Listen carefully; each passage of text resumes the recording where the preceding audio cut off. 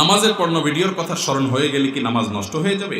এ বিষয়ে আমরা এর আগে বিভিন্ন জায়গায় উত্তর দিয়েছি। সংক্ষেপে বলি, পর্ণ ভিডিওর কথা যদি নামাজের ভিতরে স্মরণ হয় তাহলে এটা তো নামাজের মনোযোগকে নষ্ট করলো এবং ডেঞ্জারাস অপরাধ হলো।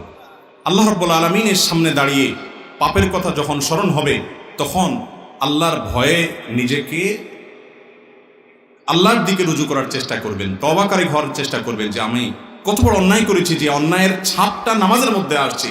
আমি প্রায় সময় বলি, ভাইরা আমার, চোখের গুনাহ এত ডেঞ্জারাস, আপনি সেজদা যাবেন চোখের সামনে ভাসবে কি দেখেছেন এতক্ষণ, এত জঘন্য অপরাধ। এই জন্য বললাম এই যুগে এই অপরাধ থেকে বাঁচা কঠিন হয়ে গেছে, মহামারীর মতো হয়ে গেছে। এটা থেকে আমরা চাইলেও বাঁচতে পারি না। এই জন্য সংগ্রামটা আরো বেশি করতে হবে। আল্লাহ বলেছেন তোমাদের দৃষ্টিকে তোমরা নামিয়ে রাখো, হেফাজত করো। এখন দৃষ্টি আমরা নামাই না, শুধু তাকাইতে থাকি। বিশেষ করে সোশ্যাল মিডিয়া আমাদেরকে চোখের গুনাহ ইজি করে দিয়েছে। আমরা এটা থেকে বাঁচার চেষ্টা করবো না ইনশাআল্লাহ। আল্লাহ আমাদেরকে তৌফিক দান করুন। তো যদি নামাজের ভিতরে স্মরণ এসে যায়, নামাজ ভঙ্গ হবে না, কিন্তু সঙ্গে সঙ্গে তওবা করে নিজেকে ভৎসনা করে যে আমি কত নিচু মানুষ, কত ফাসিক মানুষ, যে নামাজের মধ্যে আল্লাহর অবাধ্যতার কথা আমার স্মরণ হয়েছে। আল্লাহর কাছে লজ্জিত হয়ে চোখের পানি ফেলে মাপ চেয়ে নিতে হবে, নিজেকে নামাজের দিকে আনতে হবে। ইনশাআল্লাহ নামাজ হয়ে যাবে।